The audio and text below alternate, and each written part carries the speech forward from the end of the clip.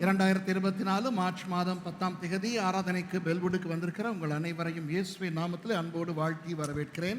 2024 මාර්තු 10 වෙනි මේ දේව මෙහෙට සහභාගීලා ඉන්න ඔබ හැම කෙනෙක්ම යේසුස් ක්‍රිස්තුස් වහන්සේ නාමයෙන් ඉතා ආදරෙන් පිළිගන්නවා. இன்றைக்கு நான் ஒரு சில விஷயங்களை உங்களுக்கு கற்றுக் கொடுக்க போகிறேன். අද දවසේ මම ඔබට සමහර කාරණා උගන්වන්න යනවා. I'm going to teach you certain things.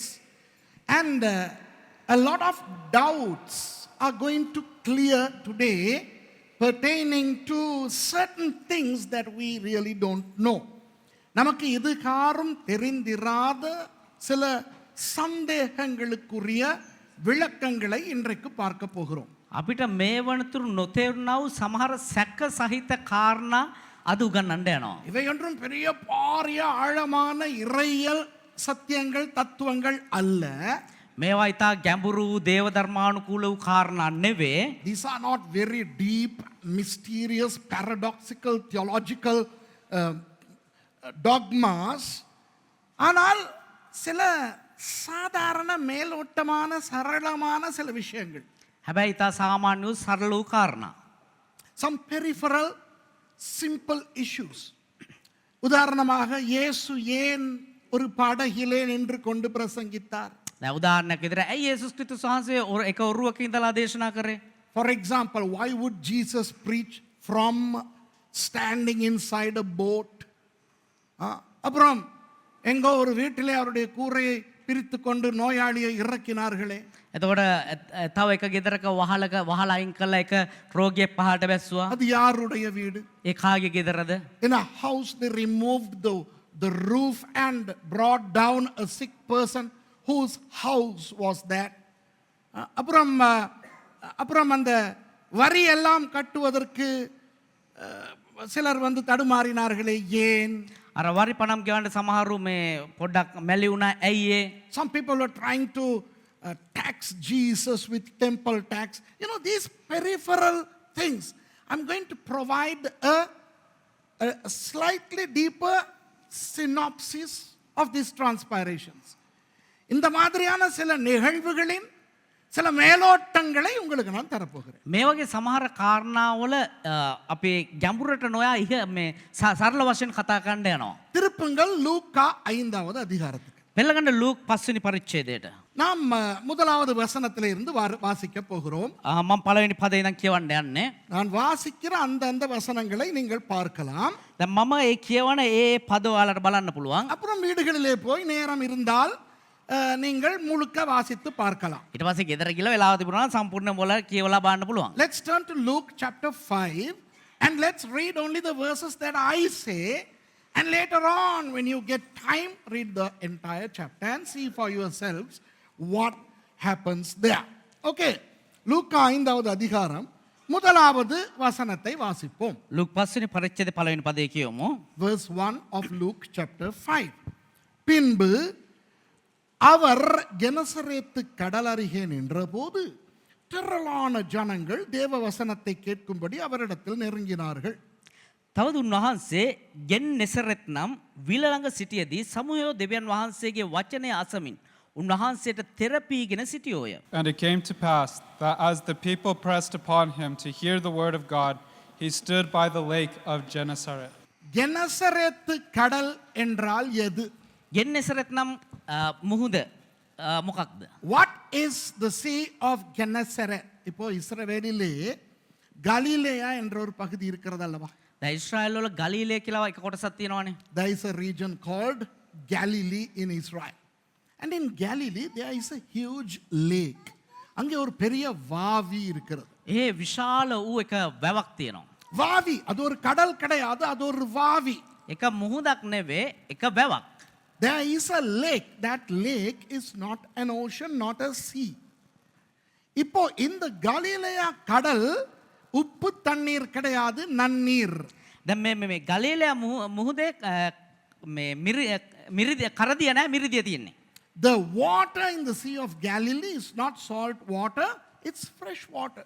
இன்றைக்கு நீங்கள் இஸ்ரவேலுக்கு போனீர்களானால் கலிலேயாவிலே பயங்கரமான செழிப்பான விவசாயம் நடக்கிறது. அதற்கு காரணம் அந்த கலிலேயா கடலின் அந்த தண்ணீர். අද ඔබ ඊශ්‍රායල් වලට ගියොත් එහෙම එහේ ඉතා ශාස්ත්‍රීයකමත්ව කෘෂිකර්මාන්තය සිද්ධ වෙනවා. ඒකට එකම හේතුව මේ ගලිලෑ මුහුද. If you go to Galilee today, you will see that beautiful groves and plantations are there in and around the Galilean region. Why? They have ample water from the Sea of Galilee. And since the Sea of Galilee water is fresh water, wow, that area is so beautiful, lush and green. அந்த கலிலேயா கடலினுடைய தண்ணீர் நன்னீர் என்றபடியினால் விவசாயம் பயங்கரமாய் அங்கே இருக்கிறது. ඒ ගලිලෑ මුහුදේ තිබෙන ඔය ජලය හොඳ ජලය එහෙම නැත්නම් මිරිදිය නිසා හොඳට කෘෂිකර්මාන්තයට ප්‍රයෝජනවත් වෙනවා. அப்போ இந்த கலிலேயாவில் இருக்கின்ற கலிலேயா கடலுக்கு கென்னசரேத்து கடல் என்றும் பெயர். දැන් ඒ ගලිලේ තියෙන මුහුදට ගෙන්නසරත් කියන නමත් එක නමක්. கலிலேயா கடல், கெனசரேத்து கடல், திபேரியா கடல் எல்லாமே ஒன்றுதான். ගලිලෑ මුහුද, ගෙන්නසරත් මුහුද, ඒ වගේම තිබේරියා මුහුද කියනවා ඒ තුනම එක මුහුදට. Sea of Galilee, the Sea of Gennesaret, the Sea of Tiberias, these are all the same lake. இப்போ அந்த கடல் அண்டையிலே தான் சம்பவம் நடக்கிறது. දැන් මේ ගලිලෑ මුහුද ඒ ස්ථානයේ තමයි මේ සිද්ධිය සිදු වෙන්නේ. So this story happens, this incident happens by the Sea of Galilee. இப்போ இந்த அறையை எடுத்துக்கொள்வோமே கலிலேயா கடல் என்று. දැන් අපි මේ කාමරය මේ ස්ථානයේ ගමුකෝ ඒ ගලිලෑ මුහුද කියලා. Let's take this room or this hall to be the Sea of Galilee. மேலே இருந்து கீழே 19 கிலோமீட்டர். දැන් මේ ඉහළ ඉඳන් ඒ පහළට kilometre 19ක්. 19 kilometers from north to the south and 13 kilometers from east to the west. இடமிருந்து வலமாக 13 கிலோமீட்டர். මෙහේ ඉඳන් මේ පැත්තට කිලෝමීටර් අපරදිගෙන් පෙරදිගට 13ක්.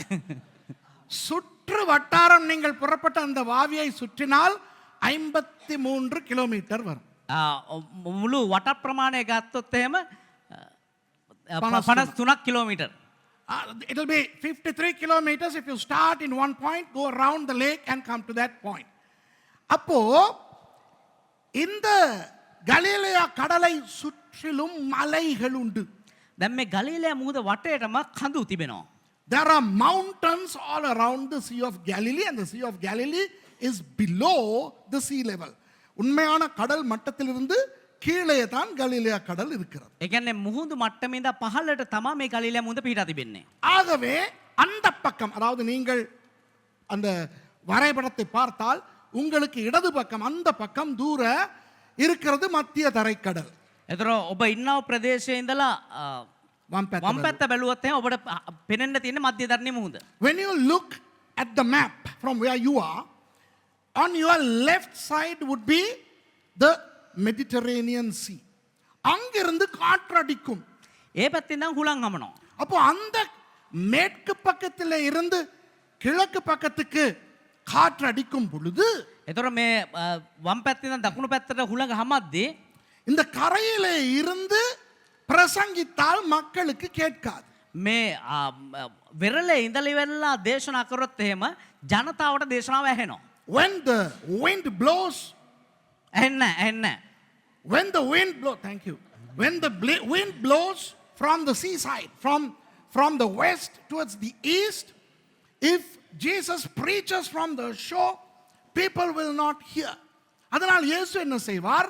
அந்த பக்கம் உள்ள மலைகளிலே ஏறி மக்களை கீழே இருந்து கேட்க வைத்து பிரசங்கம் செய்வார். ඒතර යේසුස් වහන්සේ මොනවද කරන්නේ? මේ පැත්තේ තිබෙනව කන්දකට නැගලා ඒ අසන්නව ජනතාව පහළ තියලා උන්වහන්සේ දේශනා කරනවා. Jesus would climb a hill or a mountain and then he would let the people listen from below and he will shout and preach so that the wind would carry his voice to the ears of the hearers. அப்போ அவர் கத்தி பிரசங்கிக்கும் பொழுது அந்த காற்றும் அந்த பக்கம் இருந்து வருகிறபடியால் அவருடைய சத்தம் அந்த மக்களுக்கு கேட்கும். ඒතර උන්වහන්සේ කෑගාලා දේශනා කරද්දී ඒ පැත්තේ ඉඳන් හුලඟ හමන නිසා අර මිනිස්සුන්ට ඒ දේශනාව ඇහෙනවා. மத்தேயு 5ஆம் அதிகாரத்திலே அதை தான் பார்க்கிறோம். මතෙව් 5 වෙනි පරිච්ඡේදය අපි ඒක තමයි බලන්නේ. That's what we see in Matthew 5 where it says when Jesus saw the multitude, he ascended the mountain from whence he preached. திரளான ஜனங்களை அவர் கண்டு மலையின் மேல் ஏறினார், அங்கிருந்து பேசினார். මා සමයක් උන්වහන්සේ දුටුසේක උන්වහන්සේ කන්දකට නැගුණුසේ කියලා තියෙන්නේ ඒක තමයි. இப்போ காற்று இந்த பக்கத்திலே இருந்து அடித்தால், கிழக்கிலிருந்து மேற்குக்கு அடித்தால் என்ன செய்வது? දැන් එතකොට හුළඟ මේ පැත්තේ නැහැ. ඒ කියන්නේ දකුණු පැත්තේ නම් වම් පැත්තට හැමෝත් එහෙම මොනවද? නැගෙනහිර ඉඳන් බටහිරට හැමෝත් එහෙම මොකද කරන්නේ? What if when the wind blows from the east to the west? அப்போ இயேசு என்ன செய்வார்? ஒரு படகை தள்ளி அந்த படகில இருந்து கரையில இருக்கிறவர்களுக்கு பிரசங்கிப்பார். එතකොට යේසුස් වහන්සේ මොනවද කරන්නේ? එක ඔරුවක් අරගෙන ඒ ඔරුවට නැගලා වෙරළ ඉන්නව මිනිස්සුන්ට දේශනා කරනවා. And Jesus would borrow a boat. He would push the boat a little inside into the water, get onto that boat and preach to the people who are on the shore. இப்போ நான் உங்களிடத்தில் கேட்கிறேன், දැන් මම ඔබෙන් අහන්නේ மீனவர்கள் தங்களுடைய படகுகளை எப்படி வைத்திருப்பார்கள்? එතකොට මේ මාළු අල්ලන අය තමුන්ගේ ඔරු කොහොමද තියලා තියෙන්නේ, නවත්තලා තියෙන්නේ? Do you know how fishermen look after their boats? The boats are their lifelines, correct? அந்த படகுகள் தான் அவர்களுடைய வாழ்வாதாரங்கள். ඒ නැව් ඒ බෝට් තමයි ඒගොල්ලොන්ගේ ජීවන උපායන මාර්ග. ஆகவே கண்டவனும் அந்த படகிலே ஏறி கண்டதையும் செய்ய மீனவர்கள் விடுவார்களா? ඒ නිසා මේ දකින කෙනාට ඒ ඔරුවට නගින්න මේගොල්ලෝ ඉඩ හරියද? Would the fishermen allow anybody to get onto the boat, play on the boat, get into the boat? No. Why? Because for fishermen, that is a very quote and unquote sacred object without which they cannot live. அவர்கள் எந்த அளவு அந்த படகை மதிக்கிறார்கள் என்றால் அது அவர்களுக்கு ஒரு சாமி மாதிரி. ඒගොල්ලෝ කොච්චර දුරට ඒ ඔරුවලට බෝට් වලට ගරු කරනවද කියනවා ඒගොල්ලන්ට දෙයියෝ වගේවා. அது அதுலயே அவன் ஆட்டம் போட விட மாட்டார். එක එක්කෙනාට ඒකේ උඩ නැගලා සෙල්ලම් දාන්න දෙන්නේ නැහැ. இப்ப பாருங்கள், இயேசு ஒரு நாள் வருகிறார். දැන් බලන්න එක දවසක් යේසුස් වහන්සේ එනවා. இப்போ இந்த சம்பவத்திலே அவர் திரளான ஜனங்களை காணுகிறார். දැන් මේ ස්ථානේ බලන්න උන්වහන්සේ මහත් සමූහයක් දකිනවා. மத்தேயு 5ல என்ன செய்தார்? மத்தேயு 5க்கு வாங்க கொஞ்சம். මතෙව් 5 වෙනි පරිච්ඡේදයට එන්න පොඩ්ඩක්. Just come to Matthew chapter 5. There will be a difference between Matthew 5 and Luke 5. மத்தேயு 5க்கும் லூக்கா 5க்கும் ஒரு பெரிய வித்தியாசத்தை காண்பீர்கள். මතෙව් 5 වෙනි පරිච්ඡේදයට ඒ වගේම ලූක් 5 වෙනි පරිච්ඡේදයට ලොකු වෙනසක් දකින්න පුළුවන්. மத்தேயு 5:1 சொல்லுகிறது, මතෙව් 5:1 කියනවා அவர் திரளான ஜனங்களை கண்டு மலையின் மேல் ஏறினார். அவர் உட்கார்ந்த பொழுது அவருடைய சீஷர்கள் அவரிடத்தில் வந்தார்கள். அப்பொழுது அவர் தமது வாயை திறந்து அவர்களுக்கு உபதேசித்து சொன்னார். උන්වහන්සේ සමූහයක් දැක කන්දට නැගුණසේක උන්වහන්සේ හිඳගත් කල්ලි උන්වහන්සේගේ ගෝලය උන්වහන්සේ වෙතට ආවෝය. එවිට උන්වහන්සේ මුඛය හැර උන්ට උගන්වමින් මෙසේ කීසේක. Matthew 5:1 and 2. And seeing the multitudes, he went up into a mountain. And when he was set, his disciples came unto him. And he opened his mouth and taught them, saying. இப்போ லூக்கா 5:1-3 வாசிப்போம். දැන් Luke 5 වෙනි පරිච්ඡේදයේ 1 සහ 3 පදව කියවමු. Now we will read Luke chapter 5 verses 1 and 3. பின்பு அவர் கெனசரேத்து கடலருகே நின்றபோது திரளான ஜனங்கள் தேவ வசனத்தை கேட்கும்படி அவரிடத்தில் நெருங்கினார்கள். அப்பொழுது அந்த படகுகளில் ஒன்றில் ஏறினார். ලූක් 5 වෙනි පරිච්ඡේදයේ පළවෙනි පදේ තවද උන්වහන්සේ ගෙන්නසරත් නම් විල ළඟ සිටියේදී සමූහෝ දෙවියන් වහන්සේගේ වචනය අසමින් උන්වහන්සේට තෙරපීගෙන සිටියෝය.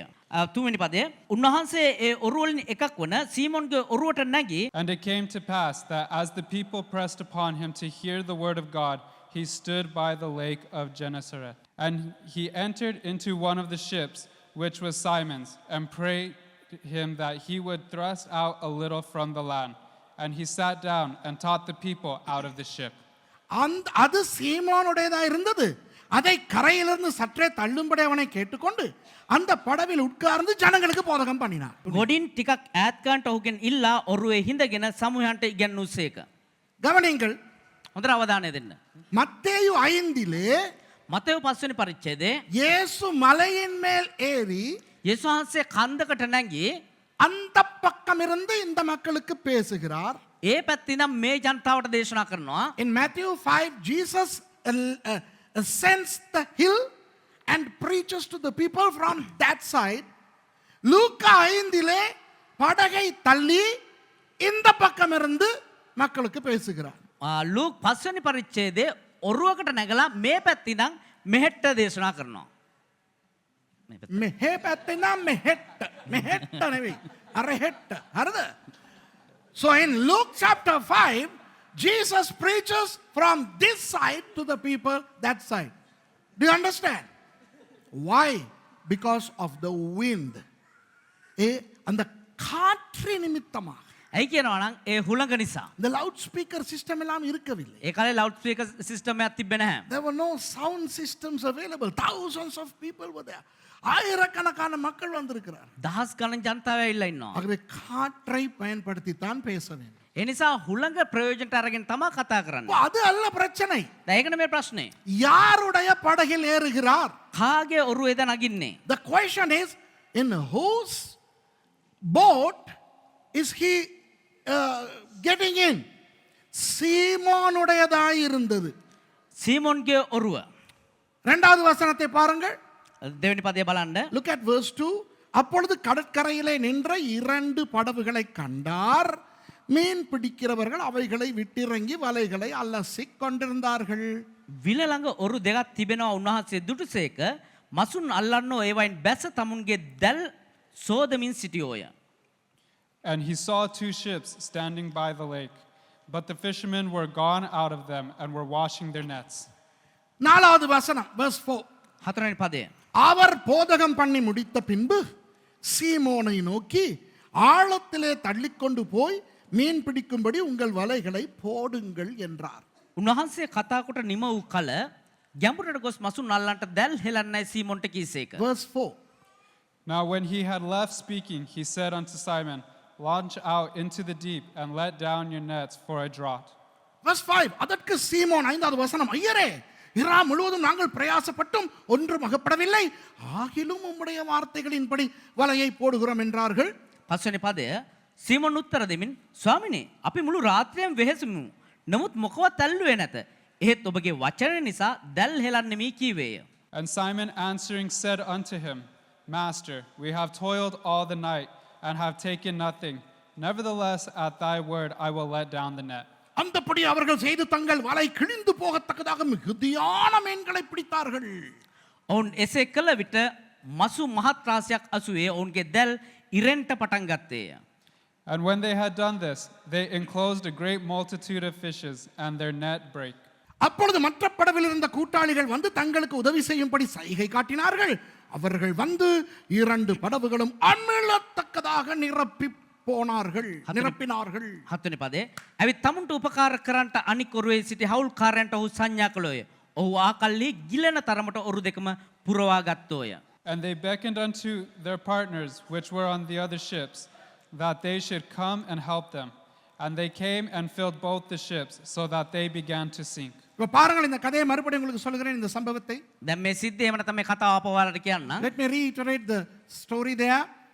இயேசு வருகிறார். යේසුස් වහන්සේ එනවා. திரளான ஜனங்களை காணுகிறார். මහත් සමූහයක් දකිනවා. 2 படவுகள் அப்பொழுதுதான் வந்திருக்கின்றன, மீன் பிடித்து விட்டு ரா முழுவதும். දැන් ඒ වෙලාවේ තමා මුළු රාත්‍රිය පුරාම මාළු අල්ලන්න ගියපු බෝට්ටු දෙකක් ගෙනලා නවත්තලා තියෙන්නේ. Jesus came to the shore, saw the multitudes, and then he saw a couple of boats that had just returned after a whole night of fishing. And then he chooses one boat and he tells the owner, hey, push it a little inside, and then he gets onto it and then he preaches. அந்த 2 படவுகளில் ஒன்று சீமோனுடையது. சீமோனுக்கு சொல்கிறார், கொஞ்சம் தள்ளு. அதை தள்ளினவுடன் அதற்குள்ளே ஏறி என்று அவர் பிரசங்கிக்கிறார். ඒ ඔරු දෙකෙන් එකක් සීමොන්ට කියන පොඩ්ඩක් ඔරුව මුහුදට තල්ලු කන්න කියලා ඊට පස්සේ ඒ ඔරුවට නැගලා උන්වහන්සේ දේශනා කරනවා. சீமோனும் மற்றவர்களும் வலையை சுத்தம் பண்ணிக்கொண்டே பிரசங்கம் கேட்கிறார்கள். දැන් සීමොනුත් අනිත් කට්ටියත් මේ දැල් සුද්ධ කරමින්ම මේ දේශනාව අහනවා. Simon and the others were cleaning the nets and were listening to Jesus' sermon.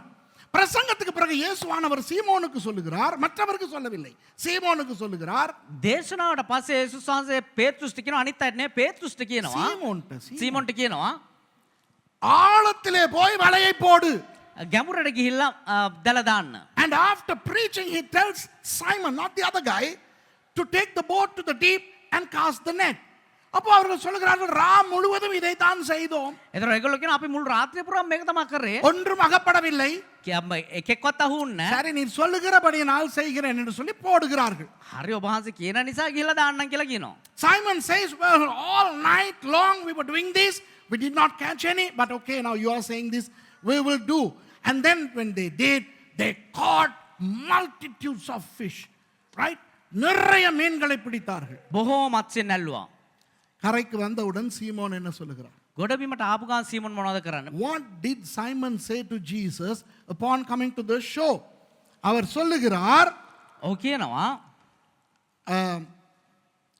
சீமோன் பேதுரு அதைக் கண்டு 8வது வசனம், இயேசுவின் பாதத்திலே விழுந்து, ஆண்டவரே நான் பாவியான மனுஷன், நீர் என்னை விட்டு போக வேண்டும் என்றான்.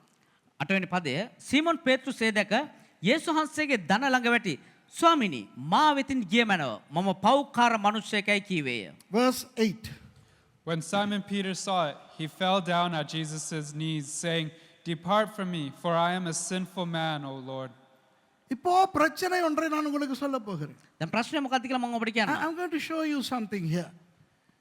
ஏன் பேதுரு சொல்லுகிறார் நான் பாவியான மனுஷன் நீர் என்னை விட்டு போக வேண்டும் என்று? ඇයි පේත්‍රුස් කියන්නේ මම පව්කාර මනුෂ්‍යයෙක් මාව අතහැර යන්න කියලා?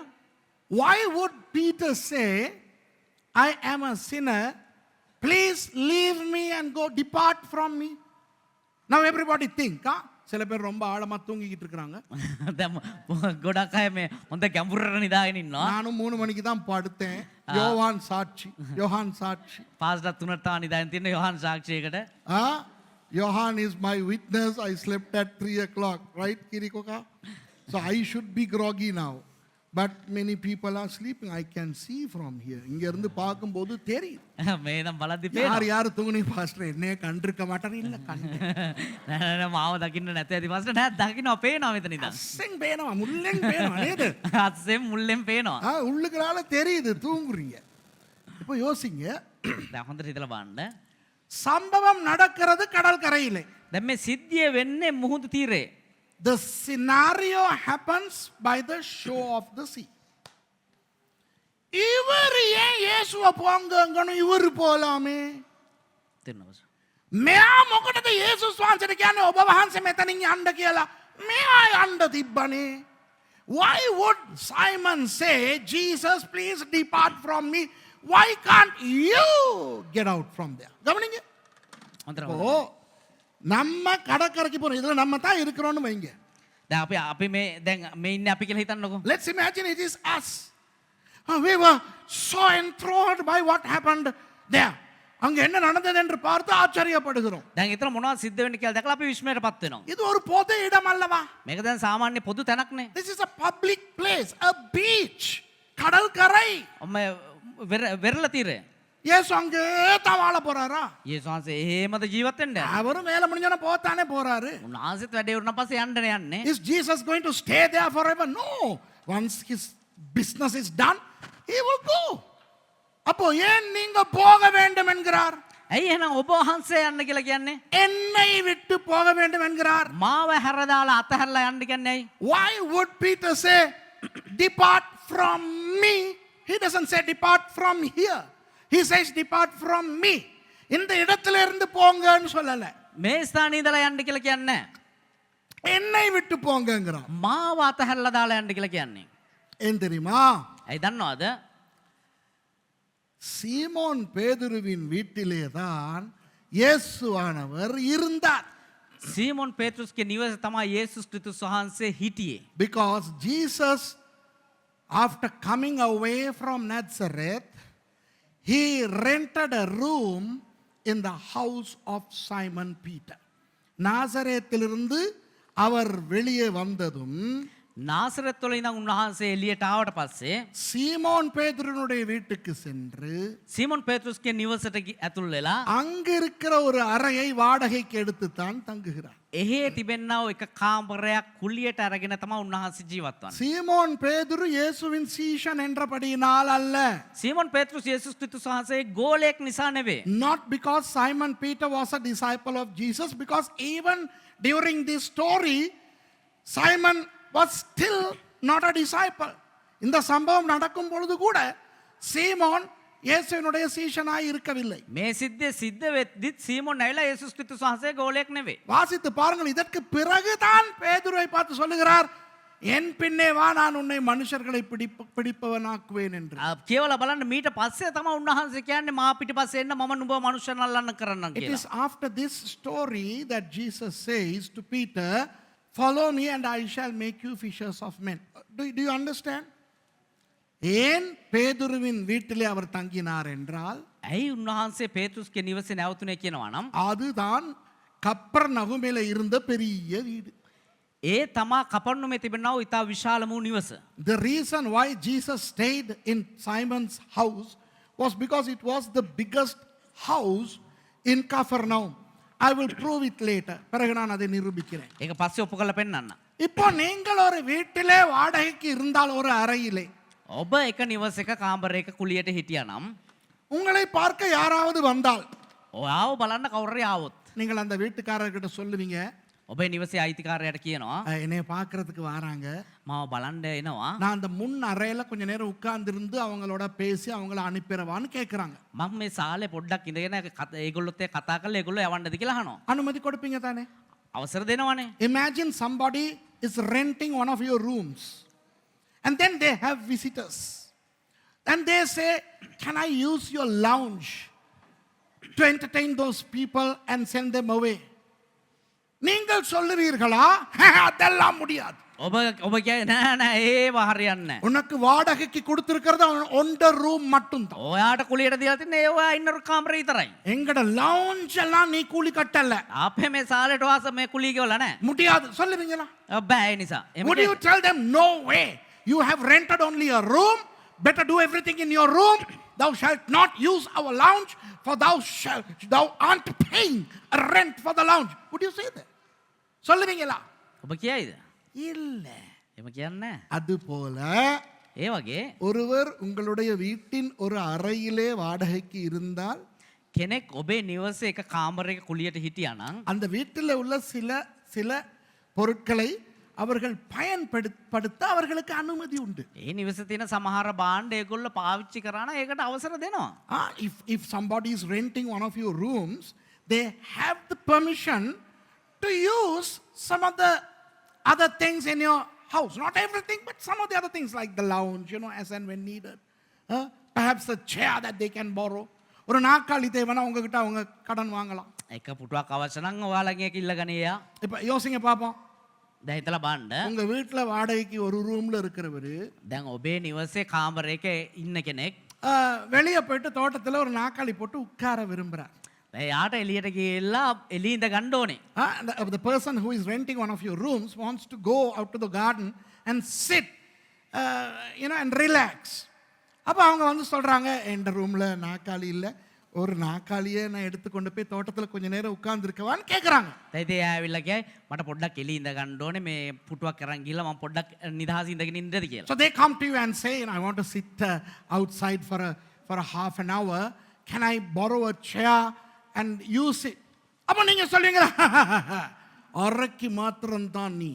ඔබගේ ඒවා හරියන්නේ කුලියට විතරයි ඒවා. நாற்காலி வேணும்னா எங்க இருந்தாவது கொண்டு வா சொல்லுவீங்க. පුටුවක් ඕන කොහේ හරි නම් අරන් එන්න. Would you say, come on, you are paying rent only for the room, not for a chair? I will not let you borrow my chair. Bring one from somewhere. இவர் பக்கத்து வீடுகளில் போயிட்டு நாற்காலி ஒன்று கடனா தாரீங்களான்னு கேட்டுக்கிட்டு இருப்பாரா? මෙයා අල්ලපු ගෙදරට ගිහලා අනේ මට පුටුවක් ණයට දෙනවද කියලා අහගෙන ඉඳීද? Will he go to the neighbors and say, can I borrow a chair? No. அது போல ඒ වගේ இயேசு திரளான ஜனங்களை கண்டபோது, යේසුස් ක්‍රිස්තුස් වහන්සේ ඒ මහත් සමූහය දැක්කට පස්සේ யாருடைய வீட்டிலே அறை எடுத்து தங்கி இருக்கிறாரோ කාගේ නිවසේ කාමරයක් කුලියට අරන් නැවතිලා ඉන්නවද? அந்த சீமோனுக்கு சொல்லுகிறார், தம்பி உன் போட்ல தான் நின்று நான் பேச போறேன், கொஞ்சம் தள்ளித்தா. ඒ සීමොන්ට කියන මල්ලි වාගේ බෝට්ටුවේ තමයි මම පොඩ්ඩක් අද කතා කරන්නනේ පොඩ්ඩක් මේ බෝට්ටුව මේ මුහුදට තල්ලු ගන්න So කියලා. when Jesus came and saw the multitude, he saw that there were two boats, and he says to Simon Peter, hey, Simon, can I use your boat because I am a tenant in your facility? இன்னும் ஒன்றை நிரூபிக்கிறேன் நான் உங்களுக்கு. තව දෙයක් ඔප්පු ගන්නම් ඔබට. வாருங்கள் மத்தேயு 17 அதிகாரத்துக்கு. පෙළගන්න මතෙව් 17 වෙනි පරිච්ඡේදයට. Let's go to Matthew chapter 17. 24வது வசனத்தை பாருங்கள். 24 වෙනි පදේ බලන්න. Verse 24. அவர்கள் கப்பர்நகூமில் வந்தபோது, ඔවුන් කපර්නෝමට ආ කල When they were come to Capernaum, hello எங்க வந்திருக்கிறாங்கோ? කොහෙටද ඇවිල්ලා ඉන්නේ? Capernaum. කපර්නෝමට. They have come to Capernaum. Where was Capernaum, or what was in Capernaum? The house of Simon Peter. சீமோன் பேதுருடைய வீடு கப்பர்நகூமிலே தான் இருக்கிறது. සීමොන් පේතෘස්ගේ නිවස තියෙන්නේ කපර්නෝමේ තමා. வரிப்பணம் வாங்குகிறவர்கள் பேதுருவினிடத்தில் வந்து ෂෙකෙල් භාගය අය කරන්නෝ පේතෘස් ළඟට ඇවිත්. they that received tribute money came to Peter. யார்கிட்ட வாராங்கோ? කවුරු ගාවට දෙන්නේ? பேதுரு கிட்ட வாராங்கோ. පේතෘස් ගාවට එනවා. யார் வாரது? කවුද එන්නේ? தேவாலய வரி வசூலிப்பவர்கள். දේව මාලිගාවේ බදු අය කරන කට්ටිය. These are the temple tax collectors. They are coming to Peter and they are saying, சொல்லுகிறார்கள், உங்கள் போதகர் வரிப்பணம் செலுத்துகிறதில்லையா என்று கேட்டார்கள். ඇවිල්ලා මොනවද කියන්නේ? නුඹලාගේ ආචාර්ය වහන්සේ ෂෙකෙල් භාගය නොගවන්නේදයි කිව්වෝය. And said, doth not your master pay tribute? Hello கவனிங்க. හොඳට අවධානය දෙන්න. வரிப்பணம் கட்ட வேண்டியது இயேசு. බදු ගෙවන්න ඕනේ යේසුස් වහන්සේ. It was Jesus who had to pay the tax. Why didn't they come to Jesus and ask him, hey, why haven't you paid this year's tax? வந்து இயேசுவின் இடத்துல அவர்கள் ஏன் கேட்கவில்லை? ஐயா, இந்த வருடத்துக்கு வரிப்பணம் இன்னும் வரவில்லையே என்று ஏன் கேட்கவில்லை? ඇයි ඒගොල්ලෝ යේසුස් වහන්සේ ගාවට ඇවිල්ලා ඇහුවේ නැත්තේ මේ வாரේ තාම ඒ වරිපණම් ආවේ නැහැ කියලා? ஏன் பேதுருவின் இடத்துல கேட்கிறார்கள்? ඇයි පේතෘස්ගෙන් අහන්නේ? ஏனென்றால் ඇයි කියනවා නම් தேவாலய வரி செலுத்தும் பொழுது ඒ දේව මාලිගාවේ බදු අය කරද්දී உங்கள் வீட்டிலே யாராவது வாடகைக்கு இருந்தால் ඔබේ නිවසේ කවුරු හරි කුලියට හිටියා නම් அவர்களுக்கும் சேர்த்து நீங்கள் தான் கட்ட வேண்டும். එයාටත් එක්ක ඔබ තමා ගෙවන්න ඕනේ. If you have a tenant in your house in Israel those days, it is you who will have to pay the temple tax for your tenants also. And then you can leave from them whenever you want. அதை அவர்களிடத்திலிருந்து நீங்கள் எப்படி வேண்டுமானாலும் வசூலித்துக் கொள்ளலாம். ඒක එයාගෙන් කොහොම හරි ආකාරයෙන් ඔබට අය කරගන්න පුළුවන්. The light bill காரணங்க மாதிரி. මේ ලයිට් බිල් අය කරගන්නවා. It's like the electricity bill. You know, if you have a room that you have rented out, the electricity guys will not come to the tenant and say, you got to pay so much. It's the owner who will receive the bill. And it is their responsibility to get it from the tenant. Correct? இப்போ உங்களுக்கு யாராவது உங்களுடைய வீட்டிலே வாடகைக்கு இருந்தால் දැන් ඔබේ නිවසේ කවුරු හරි කුලියට හිටියා නම් அவங்க லைட் பில் கட்டிட்டாங்களா இல்லையான்னு எலக்ட்ரிசிட்டி போர்ட்காரன் அவங்க கிட்ட வந்து கேட்க மாட்டான். ඒගොල්ලෝ විදුලි බිල ගෙවුවද නැද්ද කියලා එයාගෙන් අහන්නේ මේ විදුලි බිල් අය කරන කෙනා. உங்களிடம் தான் விடுவார்கள்.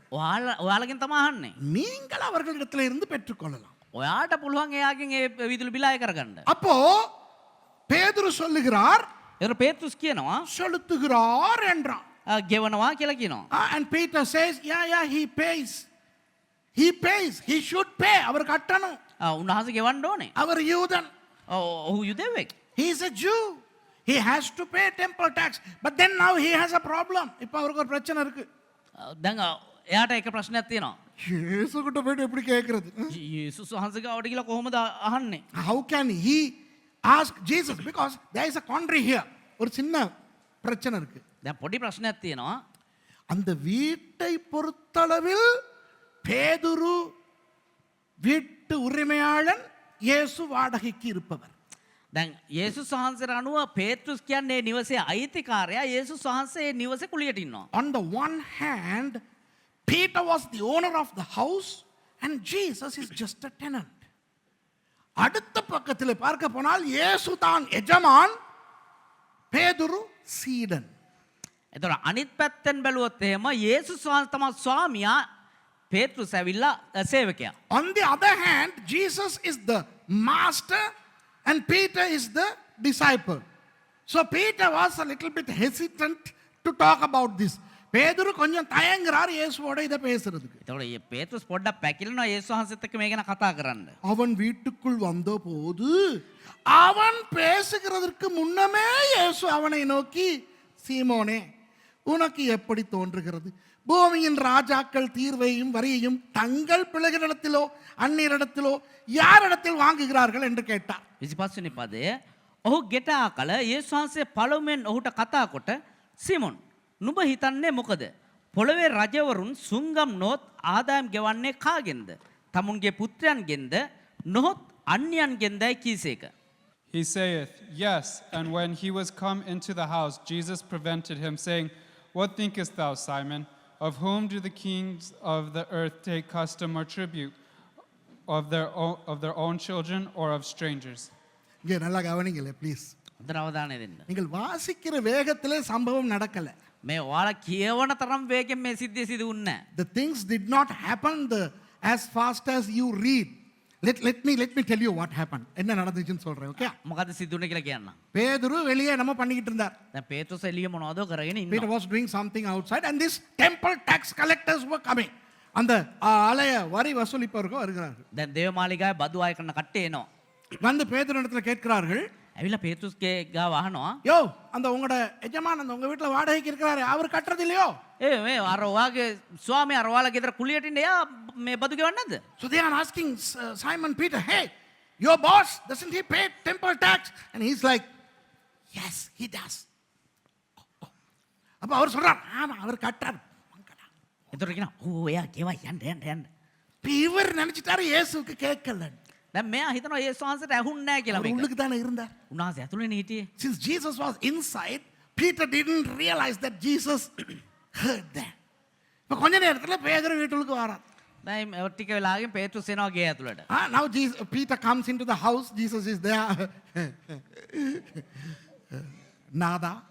Everything okay? நல்லா இருக்கீங்க? ස්වාමීන් වහන්සේ හැමදේම හරිද? හොඳින් ඉන්නවද? அங்கிட்டு போறார், இங்கிட்டு போறார், அதை செய்றார், இதை செய்றார். දැන් හිට යනවා මෙහෙට යනවා අරක කරනවා මේක කරනවා. இயேசுக்கு விஷயம் தெரியும். යේසුස් වහන්සේ දැන් සිද්ධිය දන්නවා. Jesus knows that this fellow is now very hesitant. And he wants to open the subject. Then how can he open the subject? Oh, have you gotten into such situations with people? பேசணும், இதை கேட்கணும், ஆனா கேட்கவும் முடியாது. அவர்கிட்ட எப்படி கேட்கறது? இந்த சூழ்நிலை உங்களுக்கும் வந்திருக்கும். දැන් මේවා මේක අහන්නත් ඕනේ අහන්නත් බෑ හැබැයි කොහොම හරි මේක දැනුම් දී ගන්න ඕනේ. දැන් අහන්නත් මෙහෙම ඇඹරනවා දැකලා තියෙනවද? கொஞ்ச நேரம் இயேசு பார்த்தார், இவர் சப்ஜெக்ட் ஓபன் பண்ற மாதிரியே இல்ல. දැන් පොඩි වෙලාවක යේසුස් වහන්සේ බැලුවා මෙයා කාරණාවට විශේෂයට එන විදිය එන මගක් පෙන්නේ. Peter is not going to open the matter. So Jesus says, hey, I have a question. Do children pay to the king or strangers? ராஜாவுக்கு வரிகள் கட்டும்போது பிள்ளைகள் கட்டுவாங்களா இல்ல அந்நியர்கள் கட்டுவாங்களான்னு கேட்க. රජුරවන්ට බදු ගෙවද්දී දරුවෝ ගෙවනවද එහෙම නැත්නම් අන්‍ය ජාතින් ගෙවනවද අන්‍ය අය ගෙවනවද? அப்ப 26வது வசனத்துல பேதுரு சொல்றார், அந்நியர்களிடத்தில், அதற்கு பேதுரு அந்நியரிடத்தில் வாங்குகிறார்கள் என்றான். ඒතර පේතෘස් කියනවා අන්‍යයන්ගෙන් තමයි අය කරන්න කියලා. So when Jesus asked Peter, hey, the king receives tax, right? From his children or strangers? Verse 26, what does Peter say? Verse 26, the first line, yeah. Peter saith unto him, Of strangers. Oh, yeah, strangers. பிள்ளைகள் கிட்ட இருந்தில்ல. இயேசு அவனை நோக்கி, அப்படியானால் பிள்ளைகள் அதை செலுத்த வேண்டியதில்லையே. අන්‍යයන්ගෙන් ඕකී කල යේසුස් වහන්සේ කතා කොට එසේනම් පුත්‍රයෝ නිදහස්ය. And Jesus says to him, yeah. Then are the children free?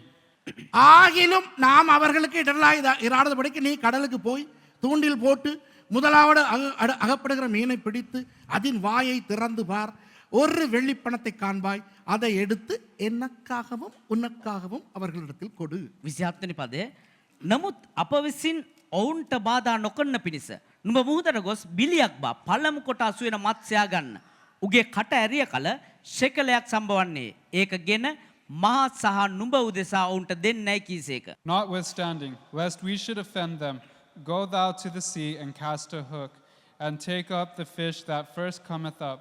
And when thou hast opened his mouth, thou shalt find a piece of money. That take and give unto them for me and thee. கவனிங்கள். හොඳට අවධානය දෙන්න. இயேசு சொல்றார், நம்ம கட்ட தேவையில்லை, இது என் பிதாவின் வீடு.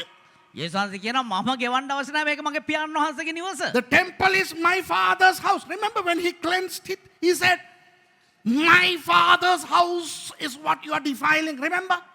அவர் தேவாலயத்தை சுத்திகரிக்கும் போது என்ன சொன்னார்? என் பிதாவின் வீட்டை கள்ளர் குகையாக்கினீர்கள். උන්වහන්සේ දේවමාලිගා පිරිසුදු කරද්දී කියනවා මගේ පියාණන් වහන්සේගේ නිවස සොරුන්ගේ ගුහාවක් කරාද කියලා. அப்போ தேவாலயம் யாருடையது? එහෙමනම් දේවමාලිකාව කාගේද? என் அப்பாவினுடையது. මගේ තාත්තගේ. நான் கட்ட தேவையில்லை. මම ගෙවන්න අවශ්‍ය The නැහැ. temple belongs to my dad. I don't have to pay. But anyway, let's not confuse matters. Let's pay. சரி குழப்ப வேணாம் கொடுத்துருவோம். හරි අනවශ්‍ය ප්‍රශ්න මොකටද ගෙවලා දාමු. மீன புடி, මාළුවෙක් අල්ලන්න. வாயத்தொற, කට අරින්න. ஒரு வெள்ளிப்பணம் இருக்கும். ශෙකලයක් තියෙයි. Go and cast your line, catch a fish. The first fish would have a silver coin in his mouth. How much is one silver coin? ஒரு வெள்ளிப்பணம் என்றால் என்ன? එක රිදී කාසියක් කියන්නේ කොච්චරද? 2 drachma. Drachma. ඩ්‍රාක්මා දෙකක්. 2 drachmas. What is 1 drachma? ஒரு drachma என்றால் என்ன? එක ඩ්‍රාක්මා එකක් කියන්නේ මොකද්ද? ஒரு குடும்பத்தின் ஒரு வருட ஆலய வரி. விளங்குதா?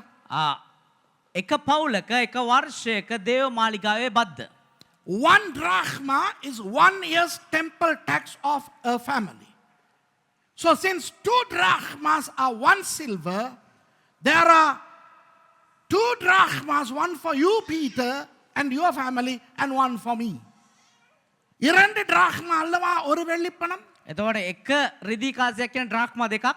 அப்ப அதிலே ஒன்று உனக்கும் உன் குடும்பத்துக்கும், அடுத்தது எனக்கும் என்னோடு இருப்பவர்களுக்கும் ஆலய வரி கொடுத்துரு. එතකොට සිමොන් එක කොටසක් ඇවිල්ලා නුඹටත් නුඹේ පවුලේ අයටත් අනිත් ඩ්‍රාක්මා එක මා සහ මා සමග සිටින අයට. இப்போ என்ன சொல்லுகிறேன்? දැන් මොනවද කියන්නේ? இன்றைய பிரசங்கத்தின் கருத்து என்னவென்றால், අද දේශනාවේ පැහැදිලි කිරීම මොකද්ද කියනවා නම් இயேசுவை அறியாத ஒருவனுடைய வீட்டுக்கு இயேசு வருகிறார். යේසුස් වහන්සේව දන්නේ නැති කෙනෙක්ගේ නිවසට යේසුස් වහන්සේ එනවා. So the whole idea of this message is, Jesus comes into a house where those people didn't know who Jesus was.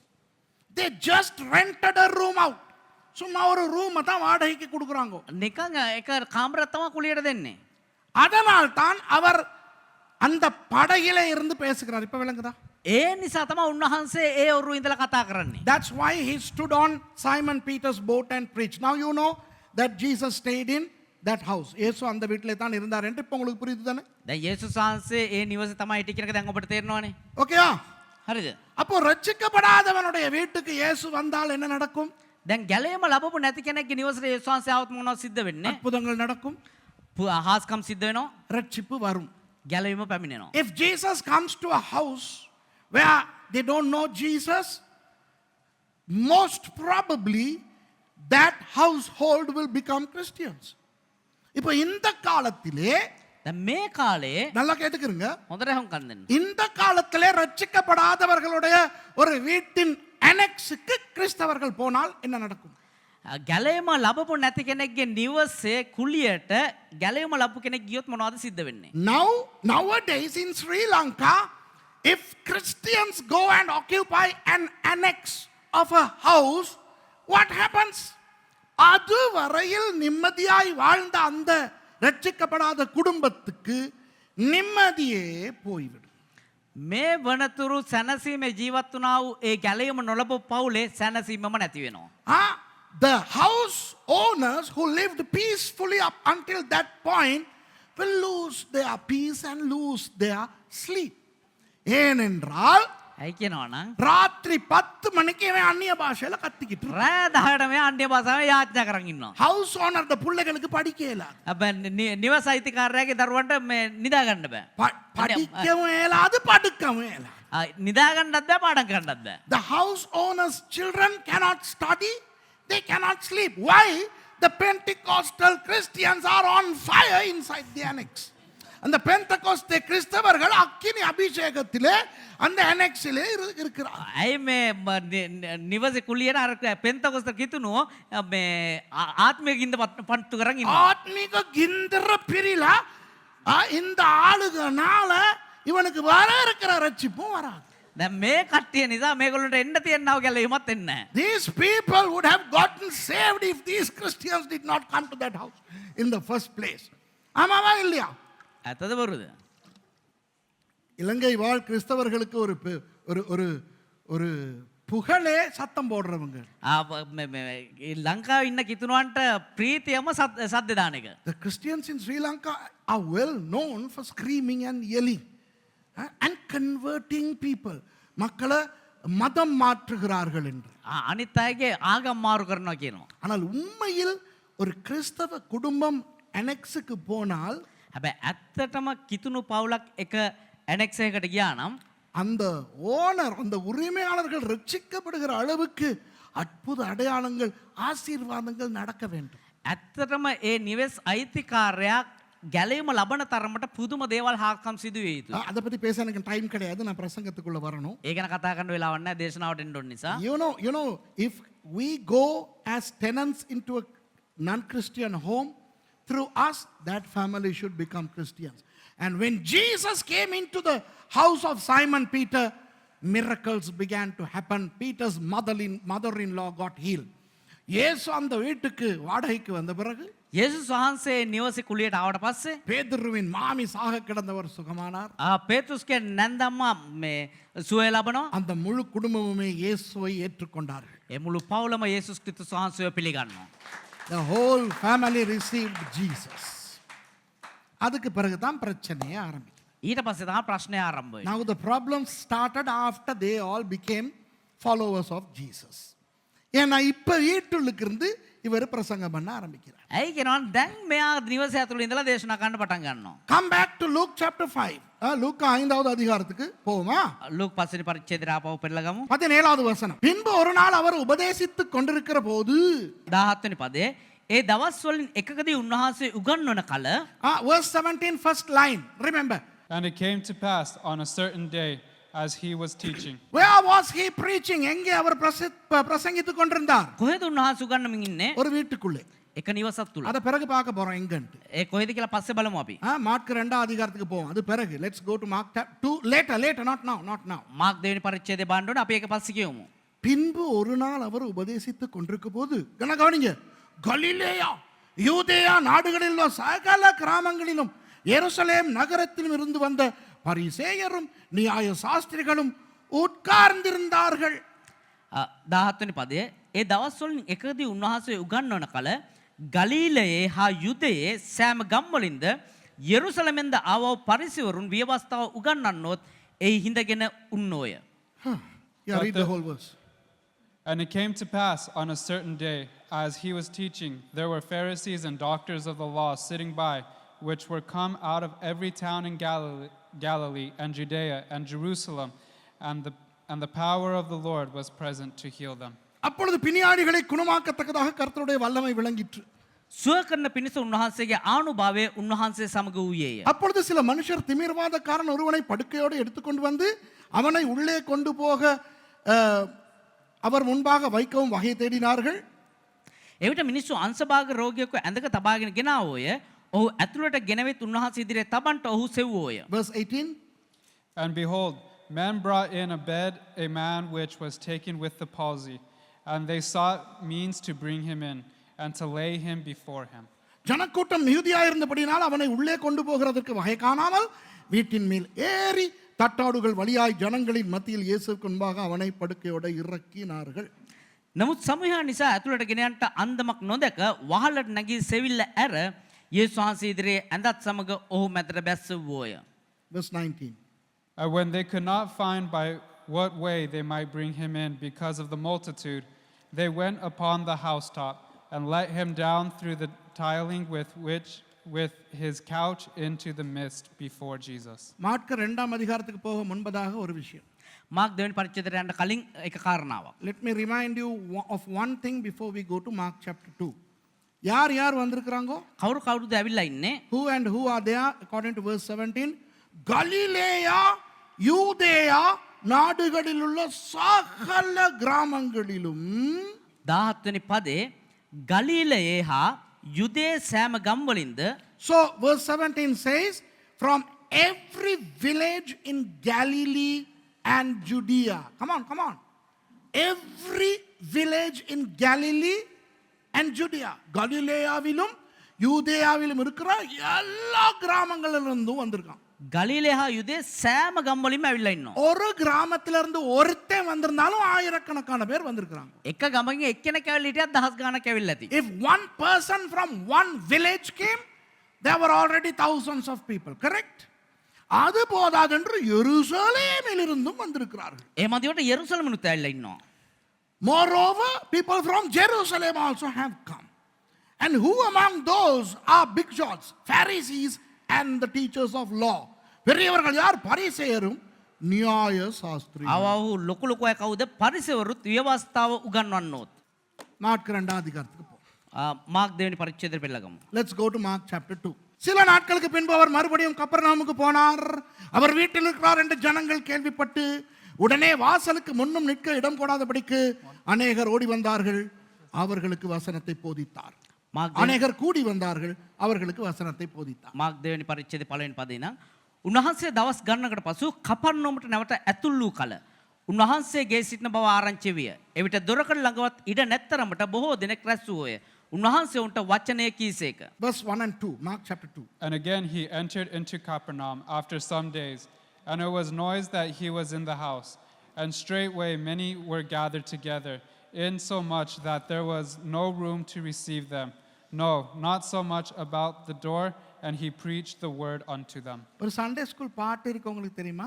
එක සබත් පාසල් ගීතිකාවක් තියෙනවා, ඔබ දන්නවද? இயேசு வந்த வீட்டிலே சந்தோஷம் இருக்கும், சந்தோஷம் இருக்கும். தானே சிங்களம் தானே அது கவலை தானே சிங்களம் நான் இயேசு வந்த வீட்டிலே சந்தோஷம் இருக்கும்.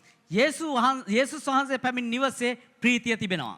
In a house that Jesus comes, there'll be joy, there'll be healing, there'll be salvation, there'll be deliverance. இயேசு வந்த வீட்டிலே விடுதலை இருக்கும். යේසුස් වහන්සේ ආපු නිවසේ නිදහස තිබෙනවා. இயேசு வந்த வீட்டிலே வேற என்ன இருக்கும் சொல்லுங்க சொல்லுங்க. இயேசு வந்த வீட்டிலே என்ன இருக்கும் சொல்லுங்க? joy, சந்தோஷம் இருக்கும். ප්‍රීතිය තිබෙනවා. வேற என்ன இருக்கும்? சுகம், සුවය, நிம்மதி. සැනසීම. இங்க என்ன தெரியுமா நடக்குது? මෙහෙ මොනවද දන්නව සිද්ධ වෙන්නේ? இயேசு வந்த வீட்டிலே கூட்டம் இருக்கும். යේසුස් වහන්සේ පැමිණි නිවසේ සමූහය පිරෙයි. Jesus is in the house, Simon Peter's house, and now people are in there. யாரு people? எங்க இருந்து வந்திருக்காங்க சொல்லுங்க? කොහෙන්ද ඇවිල්ලා ඉන්නේ?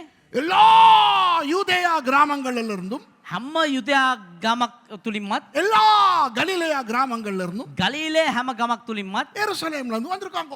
යෙරුසලමුනුත් ඇවිල්ලා ඉන්නවා. So from every village in Judea, in Galilee, and also from Jerusalem, and among them were big shots like Pharisees and the teachers of the law. பெரிய ஆளுகளா வந்திருக்காங்க, பரிசேயர்களும் நியாய சாஸ்திரிகளும். ලොකු ලොකු කට්ටිය ඇවිල්ලා ඉන්නවා, පරිසයවරුත් ඒ වගේම ව්‍යවස්ථාව උගන්වන්නෝත්. எப்படி இருந்திருக்கும் அந்த வீடு யோசிச்சு பாருங்க. කොහොම තියෙන්නේ නැද්ද ඒ ගෙදර කියලා හිතලා බලන්න. Imagine how that house would have been. Now imagine your house. உங்க வீட்டை கற்பனை பண்ணுங்க. දැන් ඔබේ නිවස නිකන් හිතලා බලන්න. இயேசுவுக்கு ரூம் கொடுத்தாச்சு, යේසුස් වහන්සේට කාමරයක් දුන්නා. நல்லா. නියමයි. திடீர்னு யாரோ வாரா. දැන් එකපාරටම කවුද වෙනවා? Suddenly some people come to your house uninvited, unannounced. நீங்க அவங்கள வர சொல்லவும் இல்லை, தாங்களா வராங்க.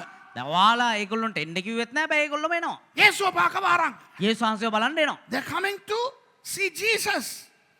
வந்து வராங்க. දැන් එනවා. வராங்க. එනවා.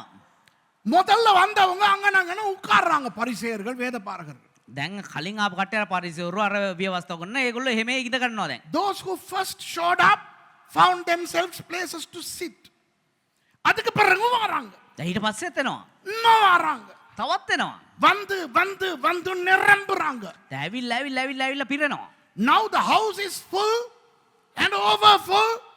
இப்ப நீங்க இப்படி இப்படி நெருக்கப்படுறீங்க. எல்லாரும் தள்ளி தள்ளி தள்ளி தள்ளி தள்ளி உங்களை கொண்டு போயிட்டு செவத்துல இப்படி இருக்கிறீங்க உங்க வீட்லயே. දැන් පිරෙන්න ඔබ තල්ලු වෙලා පිටිපස්සට ගිහිල්ලා දැන් බිත්තිර හේතු වෙලා ඉන්නවා.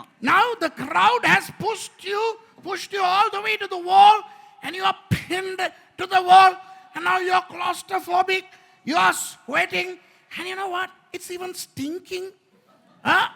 இப்ப சூடு දැන් රස්නේ நகர முடியல. දැන් හෙලවෙන්නවත් බෑ. மூச்சு இருக்கிற மாதிரி இருக்கு. හුස්ම හිර වෙනවා වගේ තියෙනවා. அதோட அவன் வேண்ட வேர்வை நாத்தம் எல்லாம் வருது. ඒ මදිවට එහෙම මේන් අර දාඩිය ගඳ එනවා. எவனோ சப்பாத்த கழட்டிட்டான், அந்த நாத்தம் வேற வருது. කවුදෝ සපත්තුව කරලා ඒ ගඳ ඒ මදිවට. Some fellow removed his shoe and the toe jam smell is now filling the room. ஐயோ இன்னும் என்ன மாலோ நடக்குது. දැන් තව මොන මොනවද සිද්ධ වෙනවා. அங்கிட்டு இருந்து வேற ஒரு நாத்தம் வருது, இங்கிட்டு இருந்து இன்னொரு நாத்தம் வருது. මේ පැත්තේ නා තව එක ගඳක් එනවා, අර පැත්තේ නා තවත් ඊට වඩා අමුතු ගඳක් இப்ப එනවා. நீங்க இப்படி அசைய முடியாம உங்க வீட்டுல இருக்கிறீங்க. දැන් හෙල්ලෙන්නවත් බැරුව ඔබේ නිවසේ ඉන්නවා.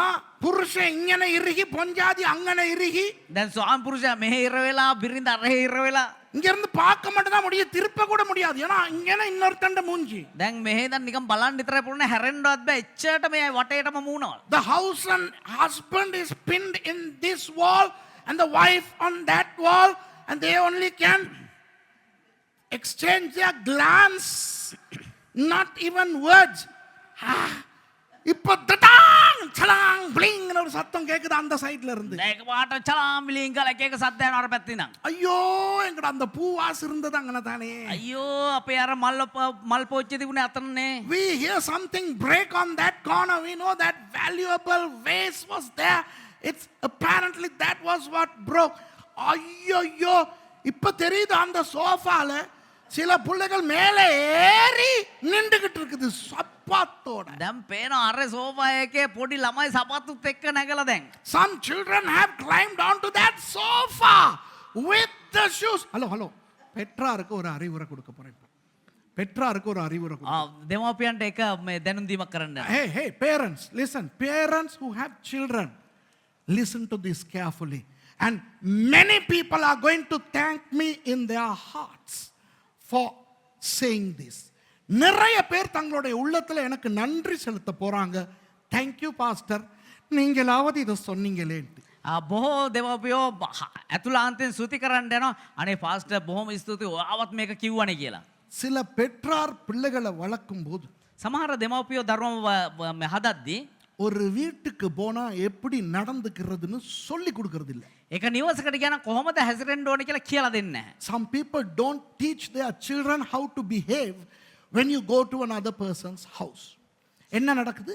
මොනවද සිද්ධ වෙන්නේ? அம்மா அப்பா வராங்க, අම්මයි තාත්තා එනවා. ஒரு 2-3 பிள்ளைகளோட, ஏன் ஒரு பிள்ளை இருந்தாலே போதும். එක දරුවෙක් වුණත් දරුවෝ දෙන්නේ තුන් දෙනෙක්, ඒව නැත්නම් එක දරුවෙක් හරි කියමුකෝ අපි. So the mother and the father are visiting a family and they have maybe 2 or 3 kids. No, even if they have one, that's enough for all the distractions or for all the pandemonium. இந்த புள்ள என்ன தெரியுமா செய்யும்? දැන් මේ දරුවා මොනවද දන්නවද කරන්නේ? அப்படியே போயிட்டு அங்கன இருக்க உடனே இழுத்து போடும். ඒම ගිහලා අර හිත මොකක් කර එකක් ඇදලා ගන්නවා. This child would go and pull something onto the ground. அப்புறம் ஷூஸோட உங்களோட நாக்காளி மேலே ඊට පස්සේ සපත්තුත් එක්කම ඔබේ අර සෝෆා එකට නගිනවා. தாத்தா இந்த கண்ணு மீதனா அப்பா புள்ள சப்பாத்தோட சோஃபால ஏறி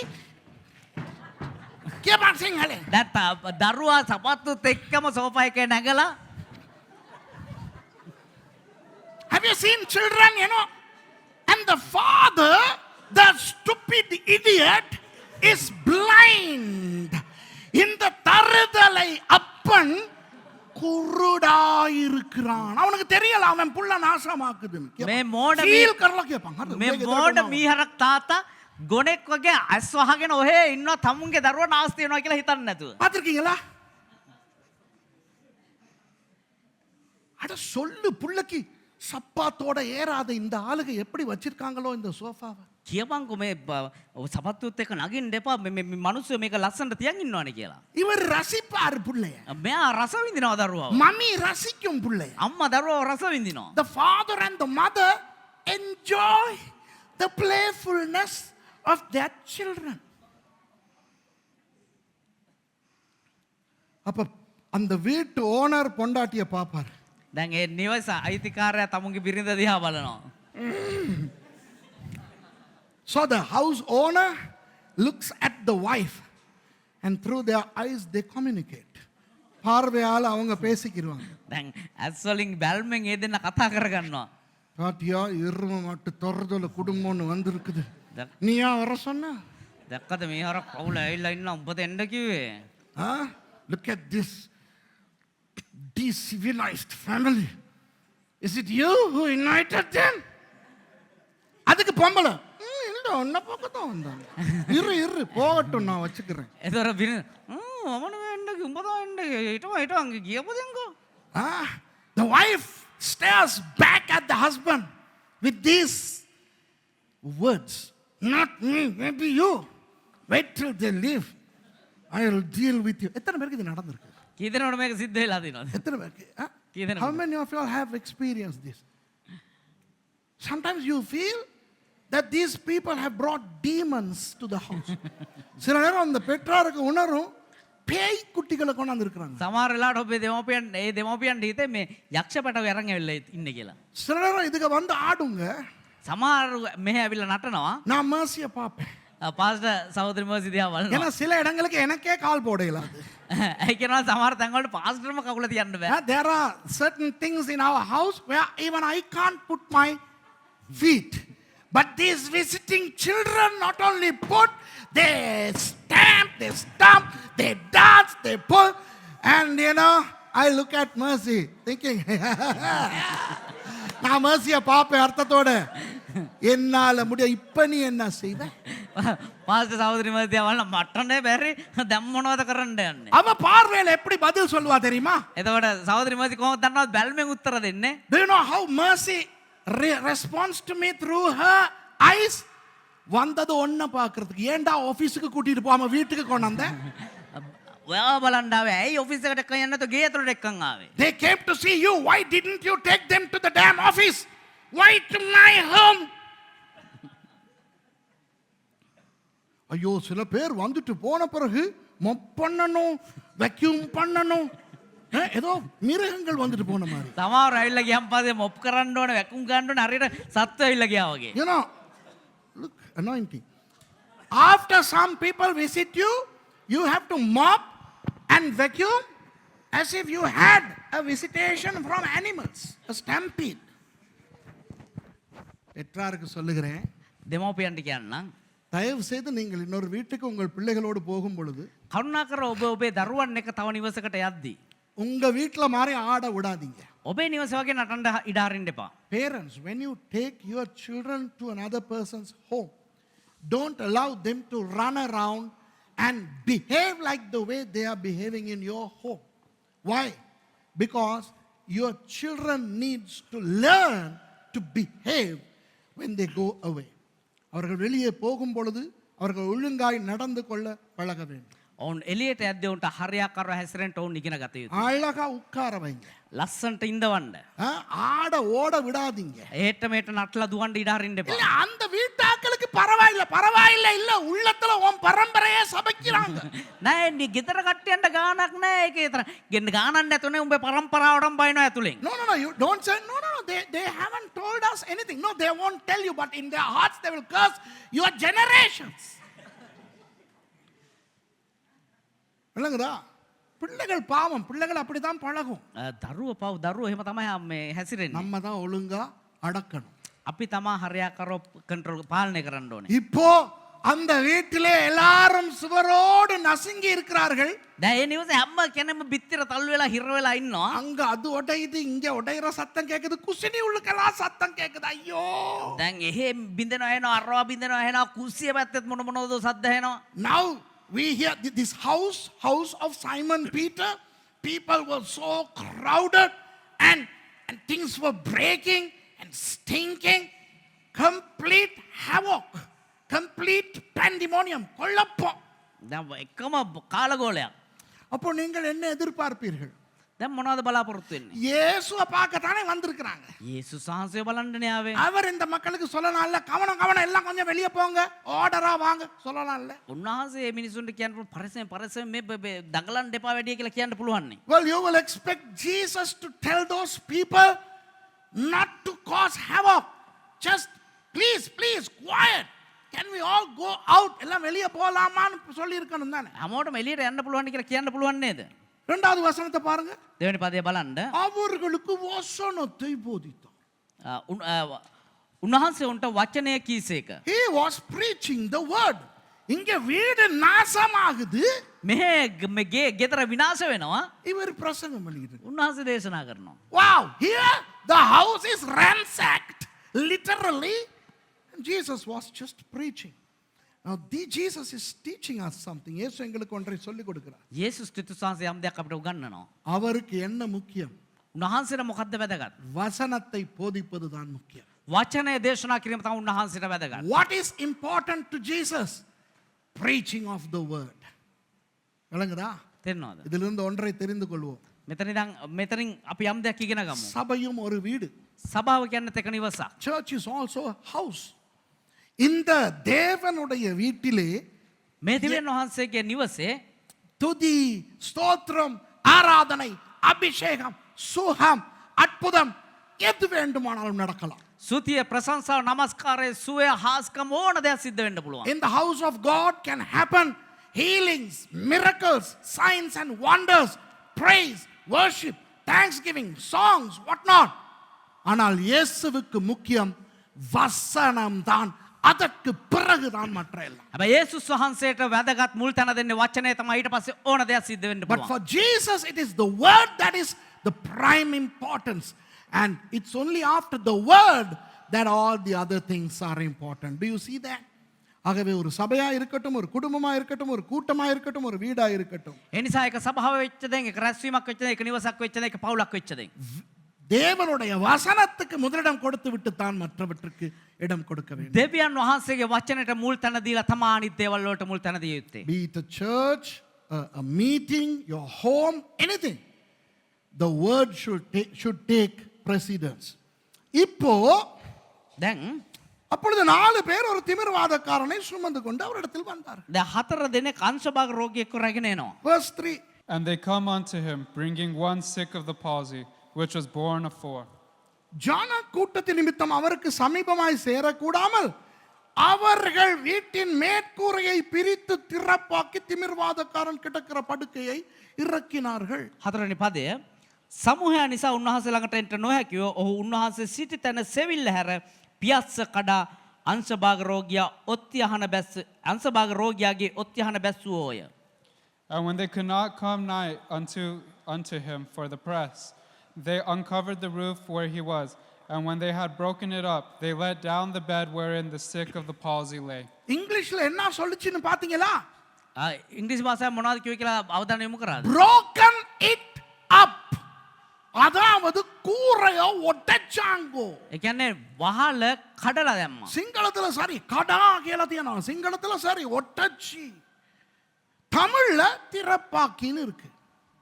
දෙමළෙන් ඒක විවෘත කරා කියලා තියෙනවා. සිංහලෙන් කඩා දැම්මා කියලා තියෙනවා. அதாவது இயேசு பிரசங்கம் செய்து கொண்டிருக்கிறார். එතකොට යේසුස් වහන්සේ දැන් දේශනා කරගෙන ඉන්නවා. Jesus was preaching.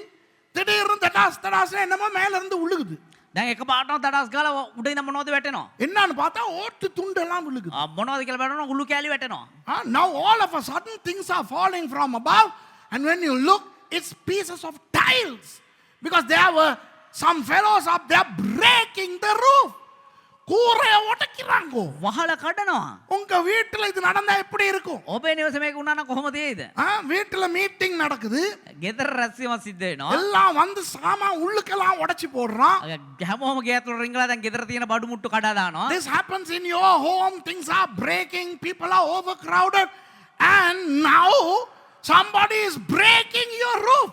சில பேர் உங்க வீட்டு கூரைய உடைக்கிறான். දැන් සමහර අය මේ ගෙදර වහල කඩලා දානවා. இப்ப எப்படி ஃபீல் பண்ணுவீங்க? දැන් කොහොම හැංගීමක් එයිද ඔබට? How would you feel? அட இயேசுவை நீங்க பாக்குறீங்க. ஐயோ இயேசு இப்ப இதுக்கு ஏதாவது செய்யணுமே நீங்க. දැන් අයියෝ යේසුස් වහන්සේ මේකට මොන හරි කරන්න ඕනේ. Now you are looking at Jesus. Jesus must do something about this. 5வது வசனம். 5 වෙනි පදේ. Look at verse 5. இயேசு அவர்கள் விசுவாசத்தை கண்டு. යේසුස් වහන්සේ ඔවුන්ගේ ඇදහිල්ල දැක. When Jesus saw their faith, he Look, said, no. Jesus saw their faith. I say, Jesus, don't you see these fellows are breaking my roof? என் கூரைய உடைக்கிறாங்க. அத பார்க்கலையா இயேசுவே? ඔබ වහල කඩන එක දැක්කේ නැද්ද යේසුස් වහන්සේ? නෑ. துண்டெல்லாம் உழுகுது பார்க்கலையா? දැන් කෑලි වැටෙනවා. ඒක බැලුවේ නැද්ද? නෑ. Things are falling. Don't you see those? No. What do you see? I see faith. என்னத்த பாக்குறீங்க? அப்ப தெரியலையா? தெரியுது. என்ன தெரியுது? මොනවද එහෙනම් බලන්න දැක්කේ නැද්ද? පේනවා දැක්කා. මට පේනවා. මොනවද පේන්නේ? தமிழ்ல சொல்லு. எனக்கு விளங்கும். என்ன விளங்கும்? வெளுக்கும் இல்ல, தெரியும். தெரியும். என்ன தெரியும்? என்ன தெரியும்? விசுவாசம் தெரிகிறது. ඇදහිල්ල පේනවා. யோசிச்சு பாருங்க. හිතලා බලන්න. ஐயோ ஐயோ. அப்புறம் அந்த சம்பவத்தை நீங்கள் வாசித்து பார்த்தால் ඒ සිද්ධිය ඔබ කියලා බැලුවොත් ஆ, இயேசு அவர்களுக்கு சுகத்தை எல்லாம் கொடுக்கிறார். යේසුස් වහන්සේ ඔවුන්ට සුවය ලබා දෙනවා. நான் வருகிற ஞாயிற்றுக்கிழமை 5வது வசனத்தில் இருந்து நான் உங்களுக்கு இறையியல் சொல்லிக் கொடுக்க போகிறேன். එන්න ඉරුදින ඉඳලා 5 වෙනි පදයේ ඉඳලා දේව ධර්මය උගන්වන්න යනවා. From next Sunday I am going to teach you the theology that is embedded from verse 5 onwards. So come prepared for that. அதற்கு ஆயத்தமாய் வாருங்கள். ඒ සඳහා සූදානම් වෙලා ඉන්න. பயங்கரமான இறையியல் ஒன்றை நான் உங்களுக்கு சொல்லிக் கொடுக்க போகிறேன். ඉතා ගැඹුරු දේව ධර්මයක් ඔබට උගන්වන්න යනවා. இன்றைக்கு இந்த முதல் பகுதியில் நான் என்ன சொல்ல வருகிறேன் என்றால் දැන් මේ අද දවසේ මේ පළවෙනි කොටසෙන් ඔබට මොනවද කියලා දෙන්න කැමති?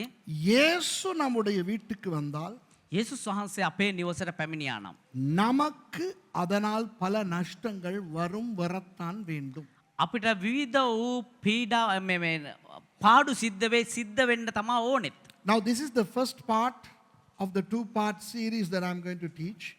And today what I want to explain to you is that if Jesus comes into our homes and lives, we will have to experience some losses. இன்னொரு 5 நிமிஷம் தாங்க நான் முடிக்கிறேன். තව විනාඩි 5ක් දෙන්න මම අවසන් Give කරා. me 5 minutes. இப்போ දැන් இன்றைக்கு எல்லாரும் என்ன பேசுகிறார்கள் தெரியுமா? අද හැමෝම මොනවද දන්නවද කතා කරන්නේ? இயேசு நம் வாழ்க்கைகளுக்குள்ளே வந்தால் යේසුස් වහන්සේ අපේ ජීවිතයට ආවා නම් நிம்மதி, சமாதானம், திருப்தி, ஆறுதல் கிடைக்கும் என்று. සමාදානය, ප්‍රීතිය, සැනසීම, තෘප්තිමත් භාවය ඒව ලැබෙනවා කියලා. Now people, Christians portray that if Jesus comes to our lives, we will receive peace, rest, forgiveness, calm and quiet. Yes, it is true. அது உண்மைதான். ඔව් ඒක ඇත්ත තමයි. ஆனால் හැබැයි இயேசு நம் வாழ்க்கைகளுக்குள் வருகிறபடியினால் යේසුස් ක්‍රිස්තුස් වහන්සේ අපේ ජීවිතයට පැමිණීම නිසා நமக்கு நஷ்டங்களும் போராட்டங்களும் உபத்திரவங்களும் கூட வரும். අපිට අපේ ජීවිතේ පීඩාවත් ඒ වගේම පොරබැඳීමුත් ඒ වගේම ප්‍රශ්නත් පැමිණෙනවා. If Jesus comes into our lives, we will have to face persecutions, losses, calamities. To live as Christians is a life of a thorny path. கிறிஸ்தவர்களாய் வாழுவது ஒரு முள் நிறைந்த கரடு முரடான பாதை. කිතුනෙක් ඉදිරියේ ජීවත් වීම ඇවිල්ලා මේ කටු මුල් සහිත වූ ඒ දුෂ්කර වූ මාර්ගයක යාමක්. கட்டுக்க மார்க்கம். இன்றைக்கு என்ன நிறைய பேர் சொல்லிக் கொடுக்கிறார்கள் என்றால் අද බොහෝ දෙනෙක් මොනවද කියලා උගන්වන්න කියනවා නම් உங்கள் வாழ்க்கைக்குள் இயேசு வந்தால் இனி உங்களுக்கு பிரச்சனையே இல்லை. ඔබේ ජීවිතයට යේසුස් වහන්සේ ආව නම් ආයේ ප්‍රශ්න නැහැ ඔබට. அது பொய். ඒක බොරුවක්. Now many people want to convince you saying that if Jesus comes into your lives, you will not have problems. No, that's a lie of the devil from hell. ஏனென்றால் பிரச்சனைகளையும் உபத்திரவங்களையும் சோதனைகளையும் கொண்டு வருகிறவன் பிசாசு. ඇයි කියනවා ප්‍රශ්න පීඩා පරීක්ෂාවන් අරන් ඉන්න යක්ෂයා. The person who brings problems, persecution and testings and trials is the devil. அப்போ நீங்கள் இயேசுவை உங்கள் வாழ்க்கைக்குள் எடுத்தவுடன் அந்த பிசாசு உங்கள் எதிரியாகி விடுகிறான். එතකොට යේසුස් ක්‍රිස්තුස් වහන්සේ ඔබේ ජීවිතයට ආපු ගාම ඒ යක්ෂයා ඔබට විරුද්ධ කාර්යයක් විදිහට හිට When ගන්නවා. Jesus comes into your lives, the devil becomes your enemy, which means he will continue to persecute you and torment you. அவன் உங்களை உபத்திரவப்படுத்த வேதனைப்படுத்த தொடங்குவான். ඌ ඔබට පීඩා කරන්න ඒ වගේම වේදනාවට පත් කරනවා. இயேசுவானவர் சொன்னார் இந்த உலகத்தில் உங்களுக்கு உபத்திரவங்கள் உண்டு என்று. යේසුස් වහන්සේ කිව්වා මේ ලෝකේ ඔබට පීඩාවන් බොහෝය කියලා. Jesus says you will have persecution on this earth. ஆகவே பிசாசினுடைய பொய்யை நம்ப வேண்டாம். ඒ නිසා යක්ෂයාගේ බොරුව විශ්වාස කරන්න එපා. இயேசு நம்முடைய வீட்டுக்கு வந்தால் යේසුස් වහන්සේ අපේ නිවසට ආවා නම් இனி பிரச்சனையே இல்லை. ආයේ ප්‍රශ්නම නැහැ. அது பொய். ඒක බොරුවක්. If Jesus comes into our homes, there will be no problems. No, that's the lie. இப்போ உங்களுக்கு காட்டுகிறேன் இயேசு வந்திருக்கிறார். දැන් ඔබට පෙන්වන්න යේසුස් වහන්සේ ඇවිල්ලා ඉන්නවා. அந்த வீடு மக்களால் நிறைகிறது. ඒ නිවස ජනතාවගෙන් පිරෙනවා. Jesus came to that house and now the house is filled with people and those people are destroying the house. அந்த மக்கள் வீடுகளை உடைக்கிறார்கள். ඒ මිනිස්සු ඒ නිවස කඩනවා. கூரை உடைகிறது. වහලේ කඩනවා. The roof is destroyed. நீங்கள் மாற்கு 2 வாசித்து பார்த்தால் கண்டுபிடிப்பீர்கள். මාක් දෙවෙනි පරිච්ඡේදයේ කියවනම් බලා ගන්න පුළුවන්. சம்பவங்கள் எல்லாம் முடிந்த பிறகு හැම සිද්ධියම සිද්ධ වුණා ඉවරුනාට පස්සේ இயேசு சொல்லவில்லை, யார்டா கூரை கட்டின செஞ்சு கொடுத்துட்டு போ. ඒ කවුද මම මේ වහල ගැඩුවේ මේ එක හදලා දෙන්න කියලා යේසුස් වහන්සේ කිව්වේ නැහැ. If you read Mark chapter 2, you will find out that Jesus never says to people, hey, now you better mend what you broke. Repair the roof and go. Put things back, arrange everything and go. எல்லாத்தையும் சரி செஞ்சுட்டு இருந்ததெல்லாம் இருந்த இடத்துல வச்சிட்டு போ. හැමදේම ගානට තියලා අස්පස් කරලා යන්න කියලා කිව්වේ නැහැ. யோசிச்சு பாருங்க, மாற்கு 2ஆம் அதிகாரத்து சம்பவம் நடந்து முடிந்து எல்லாம் போன பிறகு හිතලා බලන්න මේ මාක් දෙවෙනි පරිච්ඡේදයේ හැම සිද්ධියම සිද්ධ වෙලා හැමෝම ගියාට පස්සේ அந்த வீடு எப்படி இருந்திருக்கும். ඒ නිවස කොහොම තියෙන්නේ නැද්ද? Imagine the house after all the people left. எல்லாரும் போன பிறகு හැමෝම ගියාට පස්සේ இயேசு தண்ட ரூமுக்கு போயிருப்பார். යේසුස් වහන්සේ තමුන්ගේ කාමරයට යන්න ඇති. After everybody left, Jesus would have gone into his room. இப்ப அந்த வீட்டுக்காரங்க எல்லாம் வீட்டை பார்க்குறாங்க. දැන් ඒ ගෙදර කට්ටිය බලනවා ගේ දිහා. குசினிக்கு போனா மண் பாண்டம், எல்லாம் மண் பாண்டம். அந்த காலத்துல அலுமினியம் எல்லாம் இருக்கல்ல, எல்லாம் உடைஞ்சி நொறுங்கி கிடக்கு. ඒ කාලේ ඇල්මිනියම් භාජන තිබ්බේ නැහැ. කුස්සියට යනකොට මැටි භාජන ඒ තිබ්බේවා සේරම කඩලා දාලා. There were no steel or pottery, aluminum pottery. Everything was just clay pottery. So they would have been just broken. எல்லா இடத்துலையும் அழுக்கும் அசிங்கம் உடஞ்சி நுறங்கி சுனாமிக்கு பிறகு மாதிரி இருந்திருக்கும். සුනාමියට වුණා වගේ හැම තැනම කඩලා බිඳලා කෑලි කෑලි අරව මේව ජරාව හැම දෙයක්ම. The place would have looked like after tsunami. எனக்கு எங்கட மிஷன் ஹவுஸ் ஞாபகத்துக்கு. මට පාස්ටර් මේ අපේ මිෂන් හවුස් එක මතක් වෙනවා. சில பேர் மிஷன் ஹவுஸ்ல வந்து ப்ரோக்ராம் செய்வாங்க. සමහර මිෂන් හවුස් එකට ඇවිල්ලා සමහර වැඩසටහන් කරලා යනවා. எல்லாம் வந்து thank you pastorனு போன பிறகு நாங்க போயிட்டு பார்த்தா හැමෝම ඇවිල්ලා thank you pastor කියලා කියාට පස්සේ අපි ගිහිල්ලා බලනකොට சுனாமிக்கு அடிபட்ட மாதிரி இருக்கும். සුනාමි ගැහුවා වගේ තියෙනවා. You know, when people come and use the mission house for programs, once they come and thank you pastor for letting us use, and then after they go, we go and see Prashanth என்ன சுனாமிக்கு அடிபட்ட மாதிரி இருக்கும். அந்த அப்போ நான் என்ன சொல்லுகிறேன் என்றால், මොනවද කියන්නේ? நான் முடிக்க போகிறேன். අවසන් කණ්ඩ යන්නේ. இயேசு நமது வாழ்க்கைகளுக்குள் வந்தால், යේසුස් වහන්සේ අපේ ජීවිතයට ආවනම්, இயேசு நம் வீடுகளுக்குள் வந்தால், යේසුස් වහන්සේ අපේ නිවෙස් වලට ආවනම්, இயேசு நம் சபைகளுக்குள் வந்தால், යේසුස් වහන්සේ අපේ සභාවට ආවනම්, when Jesus comes into our lives, into our homes and into our churches, வந்து போகிறவர்கள் ஆசீர்வாதமாய் போவார்கள். ඇවිල්ලා යන කට්ටිය ආශිර්වාදාත්මකව යයි. People who come and go will go with blessings. ஆனால் நமக்கு அதிலே பெரிய நஷ்டங்களும் பாடுகளும் வரும். හැබැයි අපිට ඒ තුලින් විශාල පාඩුත් ඒ වගේම මේ පාඩුත් සිද්ධ වෙනවා. පාඩුයි මේ මොකද්ද පීඩයි. පීඩයි සිද්ධ වෙනවා. But we will have to go through loss, pain and torment. இதற்கு ஆயத்தமாய் இருந்தால்தான் இயேசு நம்முடைய வீட்டுக்கு வர வேண்டும் என்று சொல்ல வேண்டும். මේකට අපි සූදානම්ව ඉන්නවා නම් තමයි යේසුස් වහන්සේට අපේ නිවසට එන්න කියලා කියන්න පුළුවන්. இப்ப நான் கேட்டா எத்தனை பேர் வீட்டுக்கு இயேசு வரணும்னு, அதெல்லாம் தேவையில்ல, நாங்களே போயிட்டு அவரை பார்த்துக்கிறோம். දැන් ආවොත් එහෙම කී දෙනෙක් නිවස වලට යේසුස් වහන්සේ එන්න ඕනේද කියලා වුණා එහෙම එන්න ඕනේ අපි කියලා බලෙන්නම් උන්ට. If I ask you how many of you all want Jesus to come to your house, maybe now you will say he doesn't have to take the trouble. We will go and see him wherever he is. He can, I mean, it's not that he's not welcome, but you know what? It's nice for us to go and see him. அவர் இங்க வரக்கூடாதுன்னு இல்ல, උන්වහන්සේ මෙහෙ එන්න හොඳ නැහැ කියලා දෙයක් නැහැ. ஒரு வரத்தேவல நாங்க போய் பார்க்கணும். ඔව් ඉතින් උන්වහන්සේ එන්න ඕනේ අපි කියලා බලන්න. விளங்குதா உங்களுக்கு? තේරෙනවද ඔබට? இயேசு நம்முடைய வாழ்க்கைகளுக்குள் வந்தால் நாம் நஷ்டங்களை தாங்கத்தான் வேண்டும். යේසුස් වහන්සේ අපේ ජීවිතයට ආවනම් අපි පාඩු විඳින්න තමයි ඕනේ. If Jesus comes to our lives, we have to go through pain. But that pain brings blessings to many. அந்த வேதனை மற்றவர்களுக்கு ஆசீர்வாதமாக அமையும். ඒ වේදනාව අනිත් අයට ආශිර්වාදයක් විදිහට ලැබෙනවා. முடிக்கிறேன். அந்த ஒரு வீடு ඒක නිවස. யூதேயா முழுக்கிலும் இருக்கின்ற கிராமங்கள், ඒ යුදේ තිබුණව හැම ගමකින්මත්, கலிலேயாவின் அத்தனை கிராமங்கள், ගලිලේ ඒ හැම ගමකින්මත්, எருசலேம் යෙරුසලමේ அங்கிருந்து வந்த எல்லாரையும் ஆசீர்வதித்தது. එහෙ ඉඳන් ආපු ඒ හැම කෙනෙකුටම ආශිර්වාදයක් There වුණා. one house in Capernaum blessed people who came from all the villages in Galilee, Judea and Jerusalem. But this house was ransacked. இந்த வீடோ நிர்மூலமானது. கடி பிந்தி මේ නිවස කැඩලා බිඳලා ගියා. ஆண்டவருக்காக நீங்கள் நிர்மூலமாக ஆயத்தமா?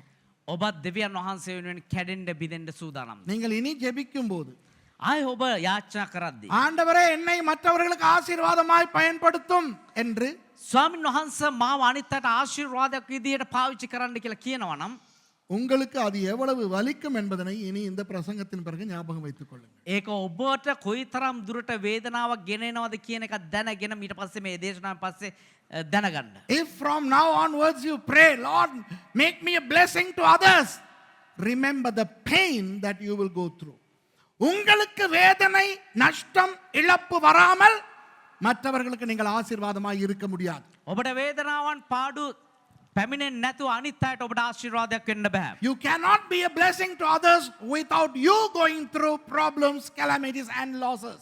If you don't want losses, if you don't want problems, then don't try to be a blessing to others. உங்களுக்கு பிரச்சனை வரக்கூடாது, உங்களுக்கு நஷ்டம் வரக்கூடாது என்று நினைத்தால் ඔබට ප්‍රශ්න එන්න හොඳ නැහැ, ඔබට පාඩු සිද්ධ වෙන්න හොඳ නැහැ කියලා හිතනවා නම් மற்றவர்களுக்கு ஆசீர்வாதமாய் இருக்க நினைக்காதீர்கள். අනිත් අයට ආශිර්වාදයක් විදියට ඉන්න හිතන්න එපා. மற்றவர்களுக்கு ஆசீர்வாதமாய் இருக்காவிட்டால் අනිත් අයට ආශිර්වාදයක් විදියට ඉන්න අවශ්‍ය නැත්නම් இந்நத்தம் நீங்கள் ஒரு கிறிஸ்தவராய் இருந்தே பிரயோஜனம் இல்லை. ඔබ කීතුනෙක් විදියට ඉඳලාම ප්‍රයෝජනයක් නැහැ. It's useless if you are not a blessing to other people. But if you are a blessing to other people, then you have to go through the losses. அப்படி மற்றவர்களுக்கு ஆசீர்வாதமாய் இருப்பதென்றால் நீங்கள் நஷ்டங்கள் அனுபவிக்கத்தான் வேண்டும். එහෙමනම් අනිත් අයට ආශිර්වාදයක් විදියට ඔබ ඉන්නවා නම් ඔබ පාඩු විඳින්න තමා ඕනේ. இப்பதான் சிலர் நினைக்கிறாங்க அநியாயம் ரட்சிக்கப்பட்டது. දැන් තමා සමහර හිතන අපරාධ ගැලීම ලැබුවේ කියලා.